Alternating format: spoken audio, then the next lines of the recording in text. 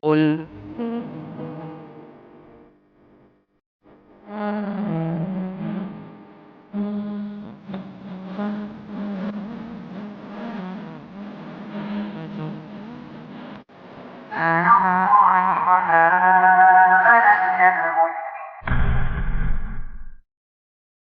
Bismillahirrahmanirrahim. Assalamualaikum warahmatullahi wabarakatuh.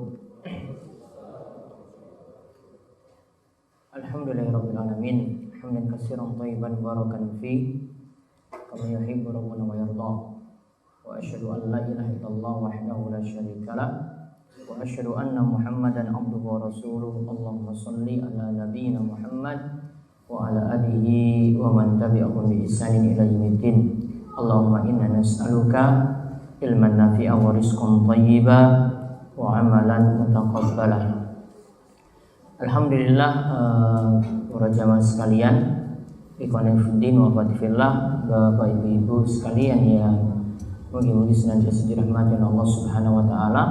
Kita bersyukur kesempatan malam hari ini kita kembali dapat melanjutkan pengawasan rutin kita setiap Kamis sore, membahas dua pembahasan, yaitu yang pertama Riyadhus Shalihin dari kitab Al-Adhkar, dari kitab karya Imam Yahya bin Syarif An-Nawawi.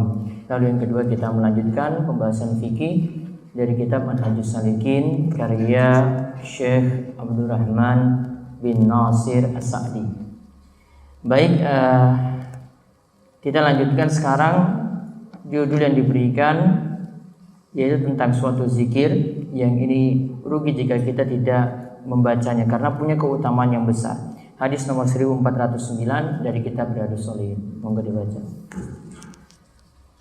Hadis nomor 1409 dari Abu Hurairah radhiyallahu anhu, ia berkata bahwa Rasulullah sallallahu alaihi wasallam bersabda, "Di an aqul subhanallah walhamdulillah wa la ilaha illallah wallahu akbar ahabbu ilayya mimma tala'at alaihi syams."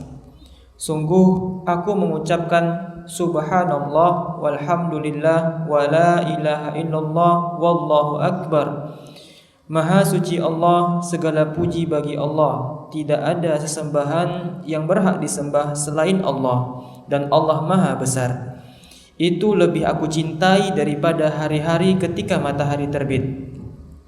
Baik, diriwayatkan oleh Imam Muslim, yaitu kata Nabi SAW dari Abu Hurairah tadi, zikir subhanallah walhamdulillah wa la ilaha illallah wallahu akbar itu lebih disukai daripada, lebih aku cintai, kata Nabi SAW, daripada hari-hari ketika matahari itu terbit.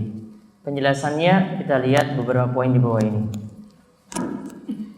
Penjelasan yang pertama, subhanallah berarti menyucikan Allah dari sifat-sifat yang tidak layak. Sedangkan alhamdulillah berarti pujian bagi Allah dengan sifat-sifatnya yang sempurna. Baik. Subhanallah berarti menyucikan Allah dari sifat-sifat yang tidak layak.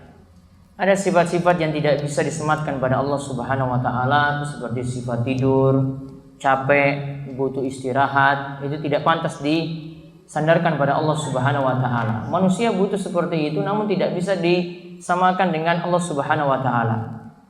Ya, walam yakul lahu kufuwan ahad. Tidak ada yang setara serupa dengan Allah Subhanahu wa taala. Laisa kamitslihi syai'un wa huwas samiul basir. Ya, Allah tidak serupa dengan makhluknya. Allah itu Maha mendengar lagi Maha melihat. Sehingga Allah butuh disucikan dari sifat-sifat yang tidak layak bagi Allah Subhanahu wa taala.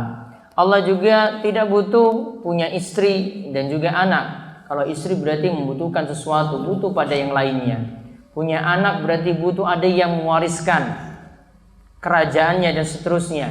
Berarti tidak kekal abadi. Ya, makanya sifat-sifat yang tidak pantas bagi Allah Subhanahu wa taala ditiadakan. Ini yang dimaksudkan dengan kalimat kita mengucapkan subhanallah. Maha suci Allah bukan hanya kita katakan maha suci saja, namun maknanya adalah sifat-sifat kekurangan yang tidak pantas bagi Allah kita itu hindari dan kita buang jauh-jauh sifat yang tidak pas tadi untuk Allah Subhanahu wa taala. Sedangkan alhamdulillah sebaliknya, kita menetapkan sifat yang sempurna bagi Allah. Adapun kalimat Allahu Akbar lebih lagi daripada itu.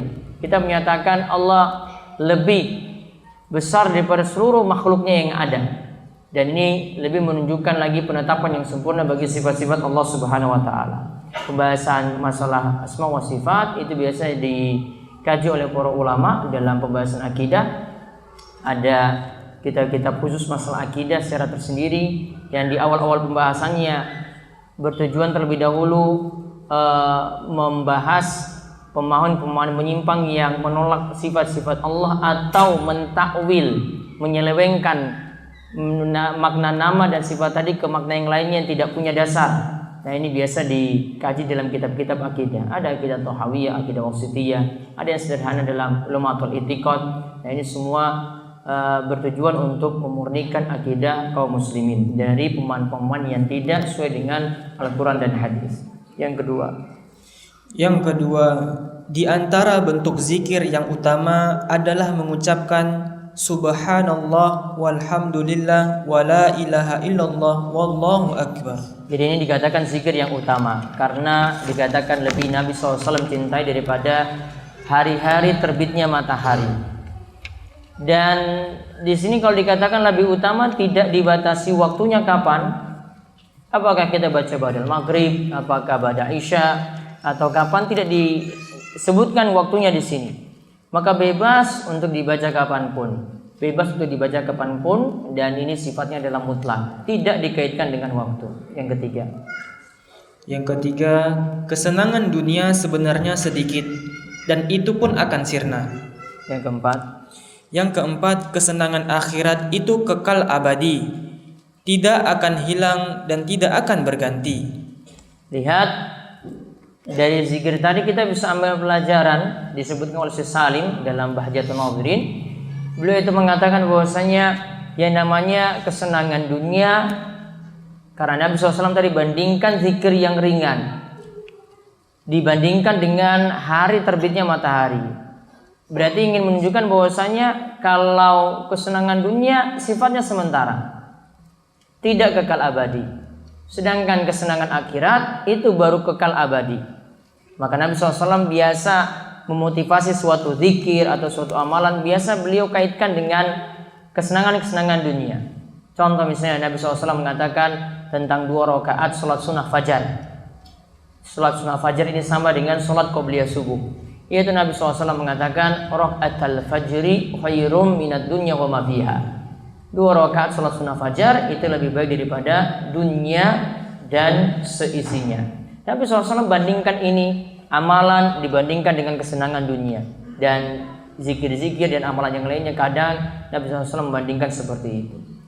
Nah, itu tadi tentang zikir yang ringkas tadi. Yang pertama kemarin kita telah bahas di hadis 1408. Zikirnya apa kemarin? Subhanallah. Subhanallah wa bihamdi subhanallahil azim. Saat ini zikirnya subhanallah walhamdulillah wala ilaha illallah wallahu akbar.